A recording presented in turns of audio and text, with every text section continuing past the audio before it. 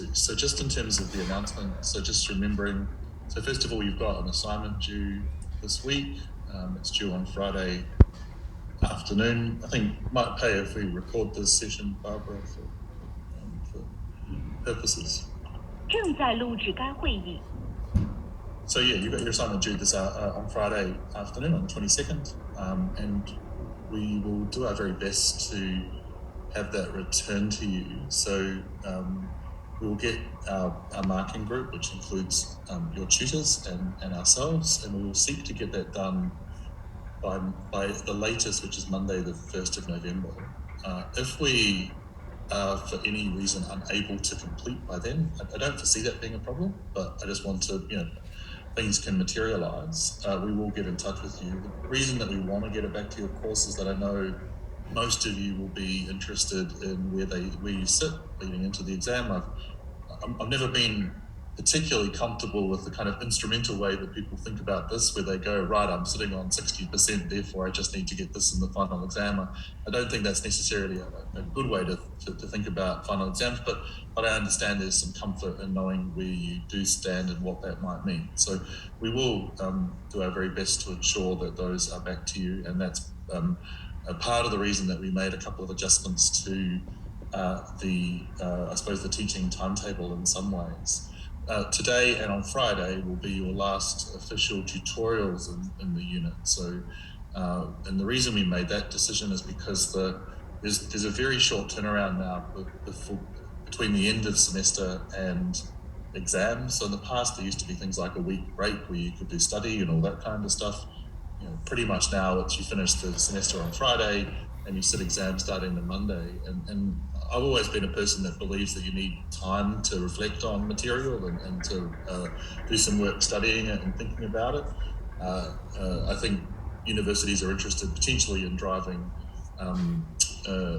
through results and creating third semesters and those sorts of ideas, which is in winter semesters, which is great, but it does lead to a loss of some preparation time, which I think does impact a little bit on preparation for exams. And so what we believe is the right way to do this is to finish our teaching on Monday. So we will do that in the sense of providing you with the final workshop with respect to audit liability. We will then not have tutorials during week 13, but we will host a session on Friday afternoon, which will be an opportunity for you to do a sort of question and answer session in preparation for your final exam. I'll be there for all of that. Barbara will be there for just over half of it, given her other teaching commitments. But broadly speaking, the idea is that it gives you an opportunity to ask any questions. And so this is the 29th of October. It gives you an opportunity to ask any particular questions that you want to ask for reflection before your final exam. Now, there's, I suppose, 3 different ways that you can ask those questions. So I will put up on Canvas an opportunity, a space in the discussion forums where you can raise particular questions that you want us to look at. Alternatively, you can send an email to Barbara and we'll collect those questions together and we'll look at the ways that we can respond to that. And of course, there's the opportunity to do this live in conversation on Friday, the 29th of October. Note, of course, though, that if there are no questions, we'll open the session and we'll say, hi, how are you? We've received nothing. By the way, are there some questions you want to ask, etc.? We'll move from there, but broadly speaking, it is a question and answer session. It's not that we're going to sit there and tell you how to answer every single exam question. And the idea broadly is that it's for you an opportunity to raise any particular issues you might have in that. So we'll be driven by you. It's very much the importance of that session on the 29th of October. So that leads us to questions about your final exam. Of course, your final exam, as you know, is in the first week of November. So it's on Wednesday, the 3rd of November. And it will be a proctored examination. And so most of you have experience so far from last year and etc. about what a proctored exam looks like. So it will be by distance. It will be at your, I suppose, effectively where you want to do it, but most people will do it at home. I suppose it's worth just keeping in mind that it's important that you create a little bit, or you create a space where you can do the exam. So make sure that you have, I would have thought, a room that you can isolate yourself in to do it. We do know that last year there were a series of summary inquiries that were launched because there was evidence in videos, because the proctored exam records you, of course, there was evidence that people were in the room. And there were a series of summary inquiries around those sorts of questions. So people being in the room, people being videoed, other people being videoed as part of the conversation, etc., etc. So we just want you to take sufficient precaution to avoid that. And the way that the proctored exams work is that proctoring records you while you do your exam, and it takes notes of everything you do. So if you open up another screen, it shows that you've opened up another screen. If you look away from the screen for a significant period of time, it will note that. It'll note if there are other people as part of the recording. It sets up a whole series of what it calls flag systems, and that's what it tells us. So keep in mind that overarchingly for us, this is part of your entry into the professional accounting schools in many ways. And so we have to be able to demonstrate that you have completed that examination independently, and we need to be able to demonstrate to CPA and CANS that you were the person that completed that examination. That's why the proctoring does all the recording. And so I would be cautious about any kind of risk that you take in relation to that. And I know that sounds quite serious, but ultimately we need to have confidence that you are the one that completed it, and CPA and CANS want evidence that you are the individual that's completed that work. So this is quite important given how close we are to you completing and how close we are to you moving into your professional accounting careers more generally, if that's where you choose to go. So just note that there are some important elements around proctoring, and we'll give some more information about that later on. But I would basically suggest in a closed room where you follow effectively the exam rules and don't give us an invitation to have to ask questions is the short answer.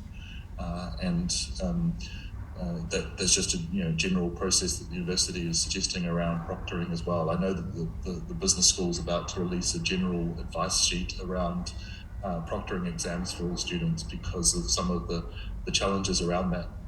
Note that, of course, if there's a technology issue, so your internet fails or your computer fails or something similar, there is a process there's Barbara and I are on notice the entire exam, so we're available. And on top of that, there is an advisor from Learning and Teaching who has specialities in basic IT questions and also the functioning of the proctored approach. So there's a phone number you'll be able to call, and they'll be able to provide you advice, etc. Or we'll be able to provide you advice. So keep that in mind. A couple of minor things. So it is a closed book exam.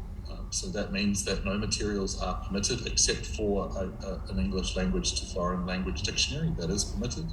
But the broad question is that, or the broad expectation is that it is a closed book exam. So there should be no materials relevant or present within your completion of the exam. The trade-off for that, of course, is that we will give you a copy of your exam questions in advance. So the idea is that you will get a copy of the three exam questions, the three parts to the exam will be released to you, on Monday afternoon next week. So that is on Monday, the 25th of October, we will release the questions to you. So you'll have just over a week to familiarize yourself with the nature of the questions. So in that sense, we feel that that is moving away from a kind of general guess exercise where we're getting you to guess the kinds of questions we might ask. It will give you confidence because the nature of the questions strongly reflect the nature of the questions that you have been working with in and around your tutorial work so far and in the workshop conversations. But it'll give you a chance to think about how you want to prepare for that and get ready for the final, for the actual delivery of the ideas. But in saying that, the trade-off is that it is closed book, so no materials, no written up sheets, no cheat sheets, no anything is allowed to be present during that examination except for a dictionary, and those are relatively important components. So the nature of the exam. The exam is a comprehensive examination. It's a 2-hour exam. and there are, as I said before, 3 parts to that examination. Each part gives you a choice. So ultimately, in the exam, you will write 3 questions. You will answer 3 questions, 1 from each part, and that will total 100 marks. There are in each part there are 2 or 3 questions in each part, and you choose 1 question from each part. So overall, you complete 3 questions, but you will get an exam which has 8 questions in it, but you will, in that sense, only answer 3 of them. There is no benefit answering more. You don't get extra marks. We will mark the first question we see in terms of the first answer we see. There's no benefit in answering more questions from 1 part. So if you answer 2 questions from part 1, doesn't matter, doesn't give you any extra marks. The idea is ultimately you answer 3 questions overall, and you must answer 1 question from each part in order to, that's the expectation in the examination. The exam is, in that sense, comprehensive, and the comprehensive element refers to the fact that we think that almost every element of the unit is somehow discussed. So there are 3 parts. I just want to talk you through the 3 parts generally. So the first part relates to to the calculation components that we have done in the unit. And so there is a question with respect to materiality, and there's a question with respect to sampling, and that is part 1 of the exam, and those questions are worth 20 marks each. So you would choose 1 of those questions. You would either choose to do the materiality question, or you'd choose to do the question with respect to sampling. Now, both of them are, in that sense, fairly straightforward calculation questions, but they require you to work through that as well. You will need access to a calculator to be able to determine those, and that's one element of material that you're entitled to bring, or you're entitled to have a calculator with you to complete that examination.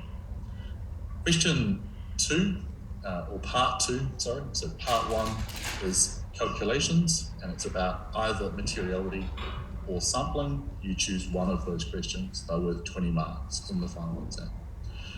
In part 2, there are 3 questions, and you wouldn't be surprised, but these questions reflect the 3 case studies that we worked on in the unit. And so really, question 2, or part 2, is really drawing upon all the material that we did from really, I suppose, week 1 right up until I suppose week 10 in many ways. And so it's quite a comprehensive series of questions, and it reflects very much, I would expect that you would want to pay close attention to the nature of the conversations that we had in tutorial in, I suppose, week 9, week 10, and week 11 is really the types of conversations that you want to look at, those sort of comprehensive scenario-based environments.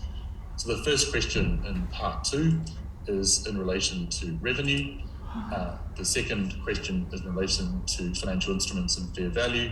And the third question is in relation to impairment in that sense. Again, you choose 1 of these scenarios. You don't choose 2 or 3. No benefit to choosing more than 1. But in part 2, it's a study of the case studies we've done, revenue, financial instruments and fair value, and also in relation to impairment. And you will choose 1 of those 3 questions. Those questions are worth 40 marks. So that question is a fairly significant component, not quite half, but certainly quite a significant component of the full final exam that you sit as well. Of course, that means we have 40 marks available in the final questions as well.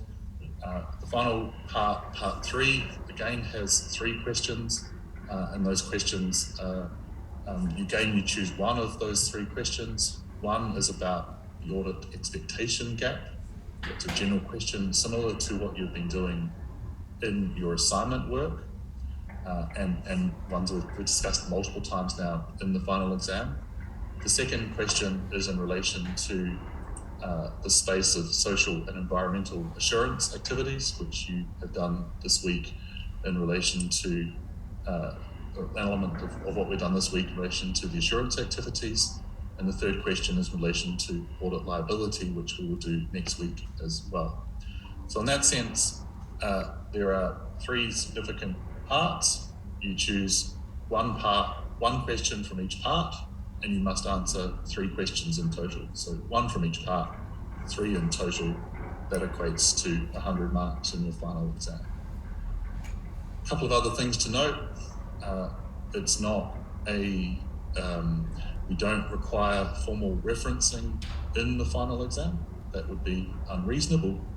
You're more than entitled to refer to research work that we've discussed if you want to, but there's no expectation to go that article by Ruth Hines discussed in week 1 from 1988 and give a citation. That's not expected. You should talk about ideas that we have drawn upon from research articles, but you're not expected to reference it. We're not marking spelling and grammar in the final exam, although clearly the clarity of communication is important. And I think the third thing you need to keep in mind is that it's typed. And so 2 hours of typing, needs some practice. And so if you're not used to what I would be doing from now on, if I was you, is I would be looking as starting even with the work we've done in tutorials, etc. Plus, once you get the exam questions, I would be starting to get used to the idea of typing an answer for 2 hours. Typing and writing are different things, and in that sense, you want to get used to the way or the nature of expression and the way in what is reasonable in terms of that generally. What we will do is we will set up a set of tutorials that we've done. We'll set them up as practice quizzes for you as well. So you can go into the exam will be through the quiz function online. It'll be quite clearly a proctored exam, but we'll set up a series of the tutorial questions that we've done as a form of quiz, which gives you the chance to go and sort of practice within sort of requisite time pressure, just to sort of get used to the idea of what it means to answer those questions. And just to get used to the way that you might type them and structure them, and also get used to the way that you type them into the proctored exam sort of fields. They're a little bit different to how you do the work you would do in other spaces. So, the same sort of warnings that have come out earlier also apply here. Things like copy and paste are recorded by proctorings, so it wouldn't be a good idea to try and copy and paste all those kinds of things. And I know that we've sent those warnings out generally, but the idea is you want to have confidence and be comfortable with addressing and answering a 2-hour exam in an electronic typed format more generally. I think that's about all I need to formally suggest. Is that right, Barbara? Is there anything I might have missed in that?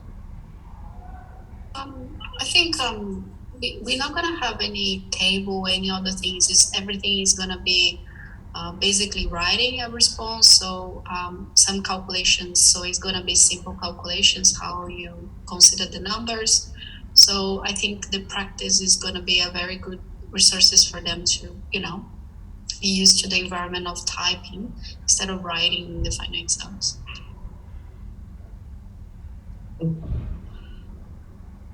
All right. Questions, I suppose.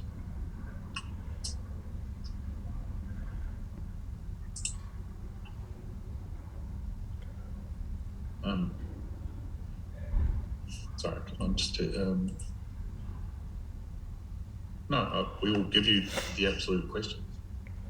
I don't know what else to elaborate on that. We will release you a copy of the exact exam.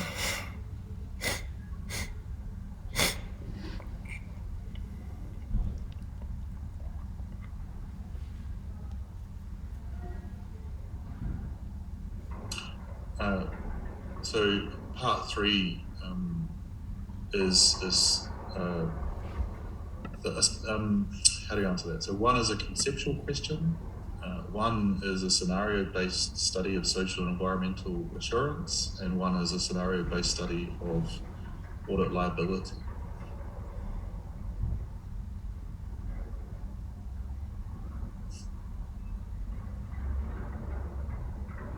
I don't think I can be any clearer than what I've said now 3 times, which is that we will give you the exact copy of the exam questions.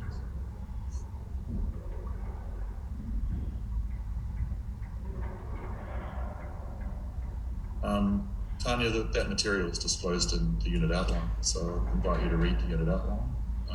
Carly, in terms of the reliability factors, that all the material is disclosed to you that you need to be able to answer the question.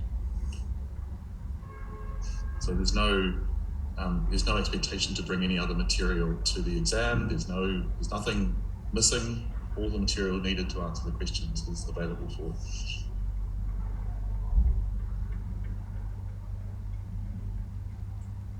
I think the question as well about the practice exam is more about how you gonna type in an environment that you cannot write. So it's basically for you to practice writing, put your ideas on the quiz function. So this practice exam is more about you be familiar with the quizzes, the quiz environment for you to be able to type.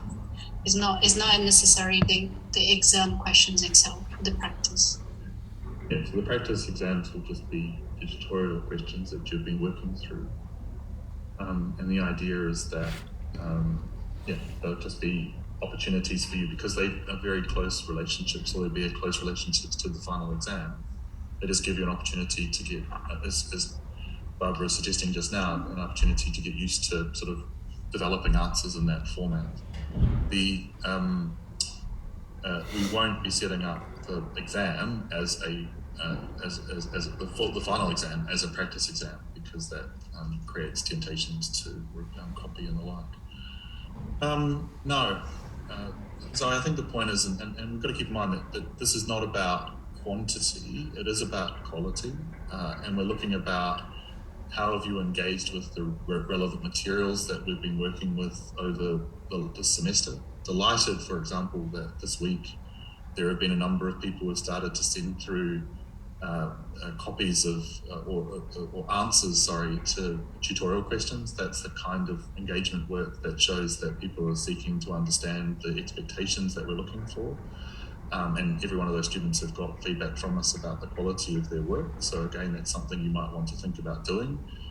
It's not it's about how you address the problems and how you work through. Obviously things like the calculation questions is a process broadly, and work and being comfortable with the process and delivering a result and understanding the result. In terms of the more conceptual scenario-based questions, it's about developing an argument. It's about identifying the relevant issues and doing that clearly. You may want to think about a sort of answer format. So, formats like what is the issue, what are the relevant rules and considerations, what is the application as a case to that, what do I conclude, that kind of framework is known as IRAC. That might be quite a useful way of thinking about those frameworks, but broadly speaking, it's about, so for quick part 2, it's remembering the sort of all the elements of the audit process as a whole, I suppose, and working through which are the ones that are relevantly raised in the particular question, and then just working through concerns, processes, etc. It's also not about getting a right answer, because as we've tried to illustrate multiple times in audit, there isn't a right answer necessarily. It often is about ambiguity, and it's about making sure that there's an appropriate process in place to be able to make a judgment using both ethical frameworks and also questions around, I suppose, professional skepticism more generally, that this is or does provide a true and fair view in that broader macro sense of one of a number of views of the organisation. So in that sense, every answer should be different, and people emphasise different things in their answers. That doesn't make your answer better or worse than someone else, but we have tried to give a framework repeatedly for part 2 around I suppose the process performance and reporting components, and you'd want to reflect on that, I would have thought, as you go through those answers.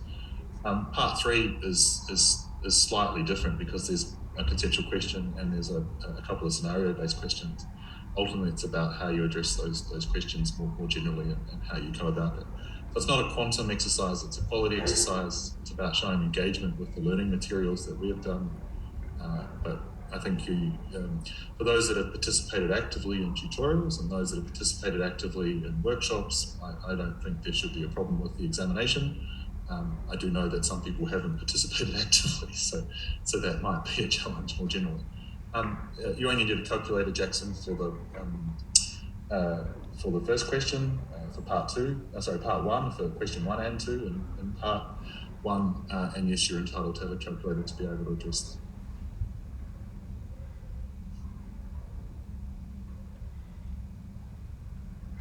I would probably suggest it is a calculator, so proctored exams pick up like that you're using a telephone, for example, and so it's probably better to have an actual scientific calculator, I suspect, rather than using your phone calculator, because proctored will come back and tell us that you picked up your phone and used it, and so we don't.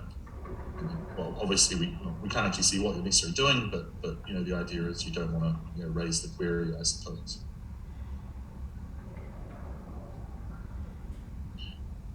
Yeah, hi. Oh, no, pen gone away?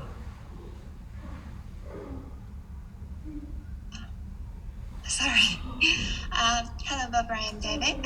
Just wondering if the correct answer of the quizzes will be released, because I know that there are a couple of calculation questions. I just want to know the correct answer, whether I did it right or not.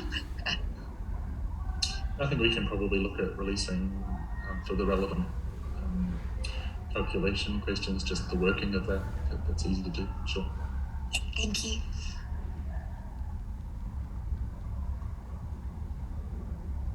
Thanks for asking.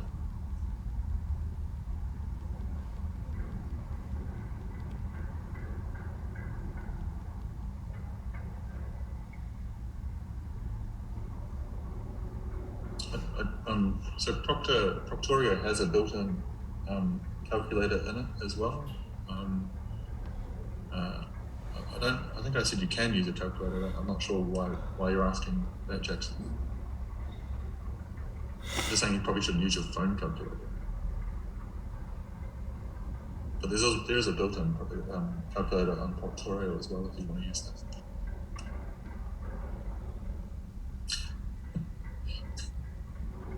It's very gangster, Jackson, thank you.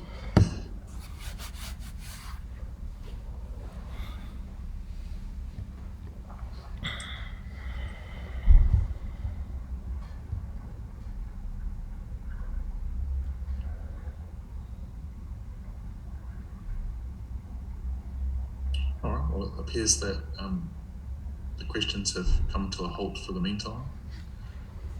So the idea, as I said, is that we will,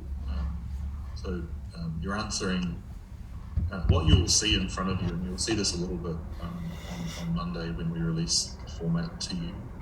You'll see the exam is set up as part 1, part 2, and part 3. There is a slight clunkiness within Proctorio and through Canvas. We were hoping that you would be able to click on question 1, question 2, and it will take you to a separate screen. Unfortunately, that isn't something you can do. So you're going to get all the questions for part 1 and all the questions for part 2 and all the questions for part 3. You just have to tell us what you're answering when you start your question. So it's probably worth going, this is question 1 or question 3 or whatever happens to be, just know what question it is. But you'll get all the questions on a page, which is not as pretty as we want it to be, but it seems to be the only way that we can make proctored work for this, which is slightly frustrating. But you'll see that on Monday. So released to you on Monday afternoon, I suspect probably around 5 o'clock. I'll just talk to Barbara about when that's going to be. We're not going to be, as I said, there's a workshop on the 29th.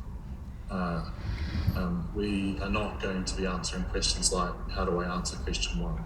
That's not a question.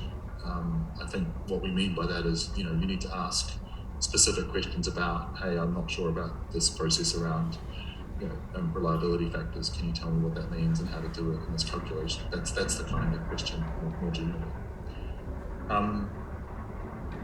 I think that's all we need to talk about at this stage. Does that make sense to you, Barbara? Anything else you want to add to this? Sorry, one of the questions as well was choose a blank page. We suggest you to not use anything, correct? Because the only things allowed is to use a dictionary. And the use of a blank page, which is something that's hard to actually say whether you're just using a blank page or you actually, some students might use some forms of, notes in a page. So that's why we're not suggesting you to use any other resources than a calculator or non-programmable calculator. Or if you don't have it, you can use the one built in the Proctorio system.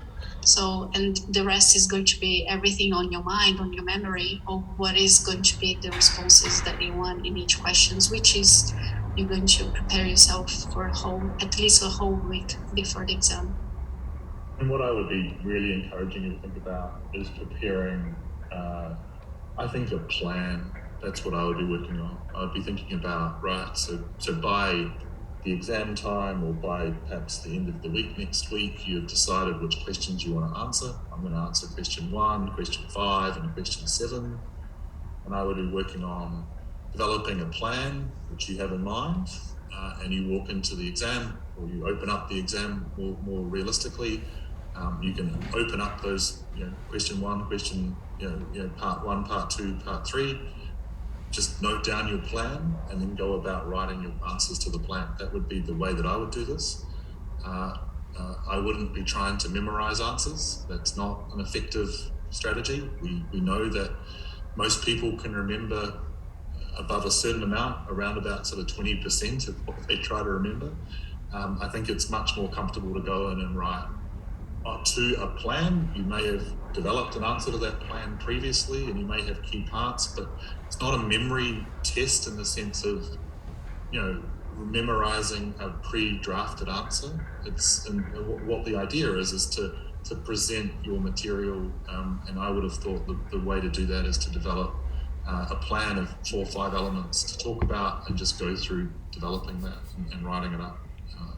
In that sense, that would be my suggestion for you in terms of how you prepare over the next, really we're talking about 2 and a bit weeks before you actually submit, present or sit the test or the exam more generally. Okay, so I think on that basis we will turn briefly to talk about assurance, and as we said, there were this week is about 4 elements of assurance more generally. There is 3 videos for you this week. So there's one from Barbara about social and environmental auditing. There's one from Hendry, who we asked to record a video about performance auditing, and that's partly because Hendry is a performance auditor in Indonesia, and secondly is writing a doctoral thesis under Barbara and I suppose, in relation to performance auditing. And then there's also a video from me about 2 questions, one about internal auditing and one about probity. I suppose what we're just trying to get you to think about here is that there is a proliferation in many ways of different types of audit processes and different types of assurance activities. So this is a unit in audit and assurance, and the idea is that there is significant elements that certainly professional services firms and others do in the broader assurance space, and these are 3 or 4 elements of that. The big theory here is a theory by a person called Mike Power, who I talked about in the video I recorded. And Mike Power talks about a type of audit explosion, this idea of progressively society draws more and more on different types of audit and assurance activities to sort of, I think, take a step there's what the activity is, and then audit acts as kind of an independent voice to some degree. It gives a level of credibility in the same way that external auditing gives credibility more generally. And I think that's the sort of ideas that is worth thinking through when it comes to the idea of what assurance is about more generally, that it's not necessarily about is there a right answer. Often it's about is there a right process, and process often becomes more important in some ways than actual outcomes in the way that assurance tends to work. And a classic example of that is in the broad space of things like social and environmental accounting, where it's actually often, did you say something rather than what did you actually do and was it good?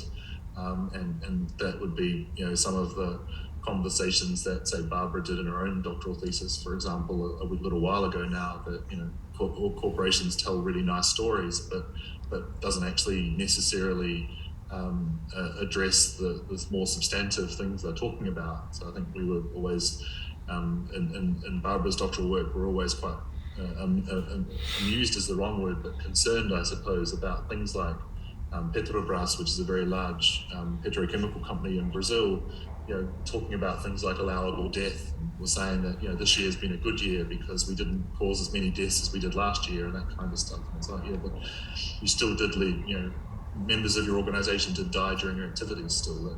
That's perhaps the wrong way of looking at this, one would think. And so there is that sort of dichotomy or split between what is said in assurance and what actually happens in practice, and that's potentially a problem. And the expectation gap conversations around auditing is part of that general story. There's a difference between what people believe assurance can do and what people actually do when they're completing assurance assignments. But I suppose one of the things we really wanted to drive this week, and it's quite important given that we are a university in Canberra, I think, is that we tried to look at the assurance activities from a sort of public and private sector component as well. And so what we see this week is that there is work around social and environmental assurance, which can be done both in the private and public sector in different forms. We looked at the work of internal audit, which is clearly done in both the public and private sector, and in many ways progressively becoming a real tactic and strategy within the public sector. We can see that in spaces like performance auditing is very much a public sector form of audit. So government policies implemented, government plans, government expenditure, did this bring about the type of results we're looking for? And that sort of overarching, delivering on strategies and plans. And then there is the question of probity, which is almost entirely a public sector construct, which is around whether or not organizations, whether or not there's evidence of good ethical behaviors, principally, within particularly procurement processes, so tendering processes, information for tender, et cetera, and that very much is an important government sector question. So these are 4 different elements of assurance in the broad sense, and they all have particular interests and practices. They have different sort of levels of industries and professions around them and support, but they are certainly a space where a significant amount of assurance activity takes place, and a significant professional space more generally is being developed in relation to those spaces more generally. I'm going to pass to Barbara, who may want to talk more specifically about social and environmental assurance activities. There is some conversations in your tutorial this week about that, so we'll let Barbara have a chat now, and if there's some time at the end, I might reflect briefly on the other 3 assurance activities as well. But over to you, Barbara. Thanks very much. Thank you, David. Thank you, guys. So I can share the slides, which I think might be helpful. This slides is already available for you on Canvas site. Just make sure. Let me see if I actually sharing the right slide. Hold on. I think that's the one. So I think most important here, in terms of social and environmental assurance, we have so many the background here, it's very broad. So the idea of discussion, what is sustainability, what is the sustainable goals. We have here the discussion at UN, which is, you also have in Australia the discussion of net zero emissions. So basically, it's a very broad, for example, in the sustainable goals is no poverty, zero hunger. It means people will not be starving anymore. So we know that it's a very massive goals that some nations and some countries are still struggling to get into that. And we know even though we are in a shut-up developed country, we still have so many issues as well. Not as many as of some developing countries, but we still have issues of this, for example, 17 goals of the sustainable developed by UN. And the bottom page or the picture here, you have Brundtland, Gro Brundtland, which was the prime minister of the UN in the time in 1987, discussing what is sustainable development, and in the report they provided what is our future, developed idea about sustainability that's being used for many corporations, many and also many business and a lot of research in this area as well. So and in a broad sense, what is sustainability? What is important for today? We have discussions about green products and what is green, how that green products are considered green, what is the extension of these green products, and also climate change. So what is climate change? Are we contributing or not? There's a natural things happening, or is something from our human activities, and the discussion is very broad in that sense. We also have trying in some ways to have more equality, social equality, gender equality, equality for all of us, but we still have so many things to address in our society today. We do not have a set of ideas what is equality and how that impacts on all societies as well. And also, I put it here the Global Reporting Initiative, which is GRI, which is we're going to discuss a little bit more in the tutorials this week about. They have some initiatives how actually companies use the idea of sustainability or sustainable development in trying to bring these ones in indicative. So indicatives, I mean indicators. So they are actually trying to measure or to say whether you are a green company or whether you are trying to get in some sort of sustainability. So it is one of the ones that most companies are using. They are not the only ones, but it's the most common used type of indicators for sustainability. And we're going to discuss a little bit more what does that mean. Here is the ideas, what is included in this GRI guidelines for sustainability. They have in economic sense, in environmental, in the social, including labor practice and work. We also human rights, talk about society, talk about products responsibility, and all of the indicators, which is I didn't open up all of that, but they do have indicators, for example, emission of water, emission of gas, emission of effluents from their factories or industry. So each industry might adopt these kind of indicators. So some industry might not have as much as, for example, transport. Some of them are just, for example, services. So they might adapt to different industries, but in some ways they are trying to use some indicators to using a criteria to measure non-financial information about what is the best practice, what is what is the best consumption of energy and how to reduce if they are reducing, what type of energy they can use, sustainable energy, non-sustainable sources, and so forth, so on. And then it's very broad, but in some ways that's what is being used at the moment. Some other examples as well, we have here, we talk about the assurance. So basically when we assure something, we have a subject matter, which is normally is the entity performance indicators or information, non-financial information from the entities. And then outcomes will be evaluation or some sort of assurance whether a sustainability report is following or matching specific criteria, which is we have here in terms of, for example, sustainability report is the outcome, the subject matter is the entity sustainability performance, and they're matching with the a framework. And here, just an example of GRI. As I mentioned, is not the only one.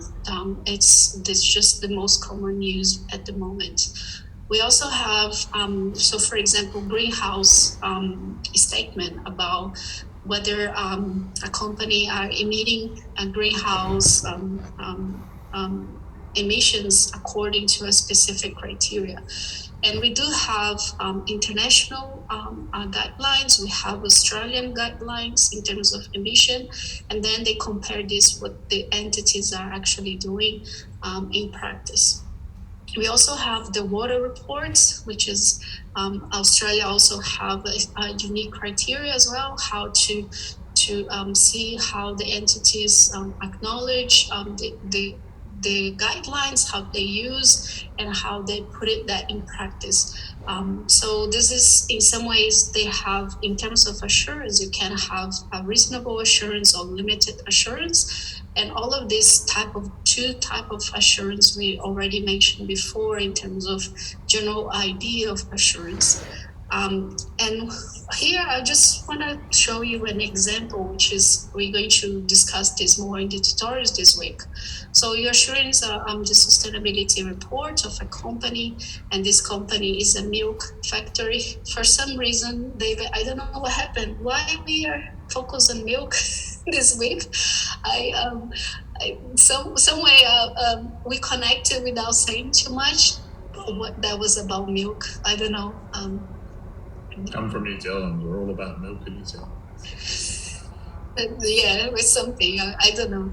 And then we have here the guidelines with their most used, and in this particular industry they also use GRI, which is Global Reporting Initiatives. In the G4 is the Generation 4, which is they have several guidelines, new generations or versions, and they have the latest one is the Generation 4.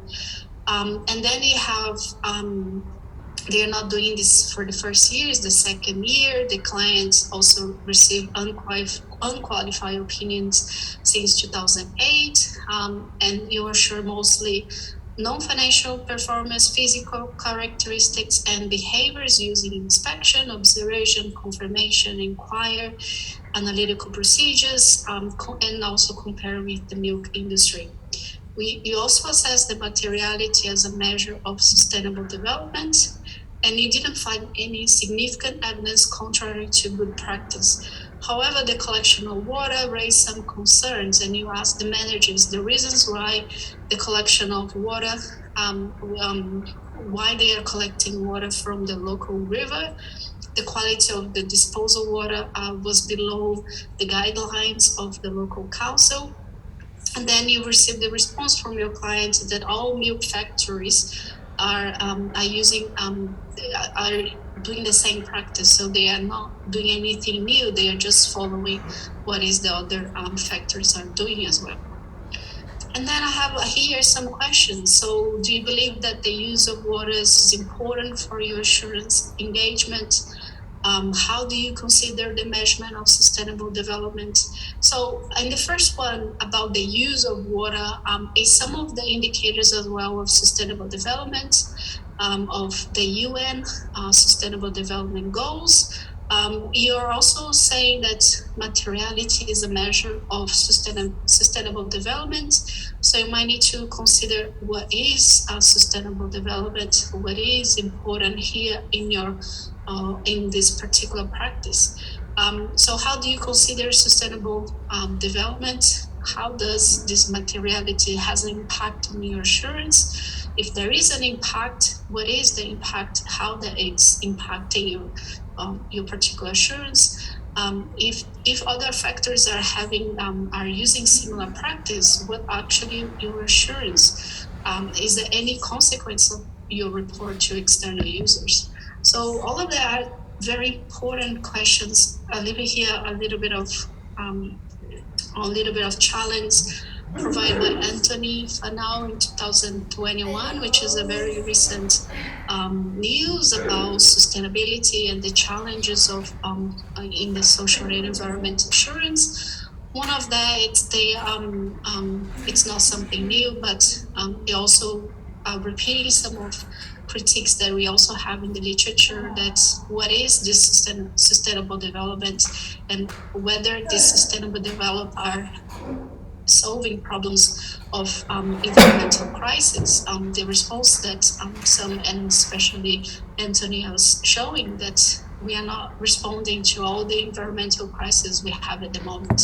So we have to hear, this is the quote from Anthony Fano that say, unless we are a society rethink our use of global resources, life as we know it will one day cease to exist. And then we have the 17 broad sustainable goals. It's an international imperative, but also the corporate role in trying to increase the number of initiatives and the number of green reporting standards and developing their own standards and committing to sustainable development. But the problem is there is no consensus about what sustainable development actually means and how it could be and should be measured. Some researchers believe that it's little more than corporate greenwashing. So corporate greenwashing is the idea that companies say they are doing something, but they're actually not doing it, just promising, for example, promising a sustainable world, but they are just promising, but not actually having proper action towards that sustainable goals. Others also see that it's misplaced ideal that we could exacerbate rather than avert. So we actually, instead of we focus on social and environmental protection and social environmental goals, helping, we actually making the opposite, or going towards destruction and more devastation or more harm in the environment and also societies. So here is a little bit of what we're going to discuss a little bit in the tutorials this week. I just wanted to highlight some points. I'm happy if you have any questions.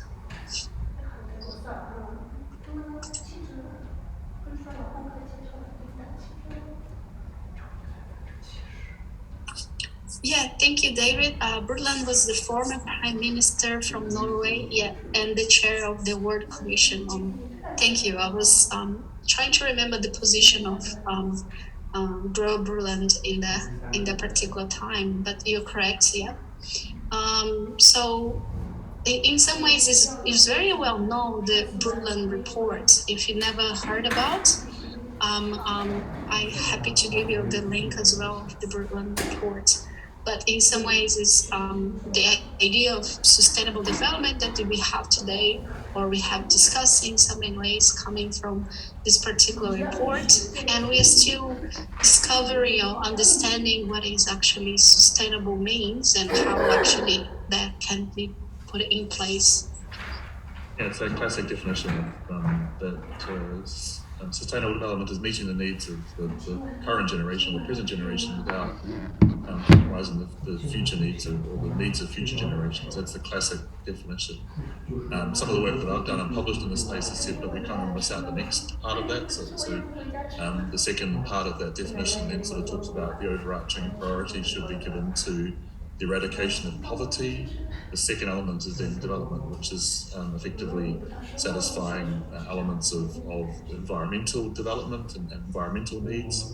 There is some evidence, of course, that would tend to focus more on environmental elements of sustainability, less so on the social side of this, but those are potentially more complicated. But anyway, I think that's been a very helpful overview of the broad questions of the role of assurance and social environmental questions and what it might mean more generally. I'm not sure if there are any questions. I hope there are, but there may not be at this stage.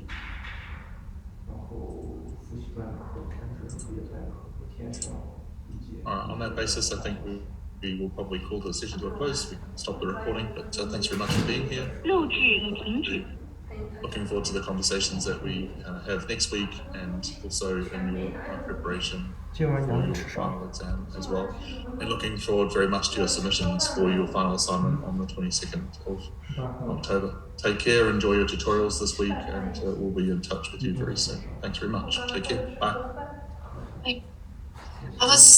Before you go, David, what is this beach life I'm talking about? Make us jealous because we are not finished the semester. You're already in the beach life. It's just wishful thinking, right? Okay, right. Thank you. Thanks, everybody. Bye.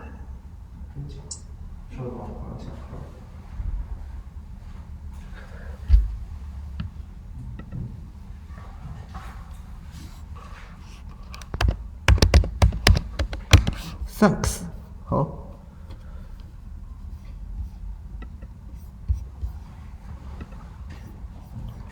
一档。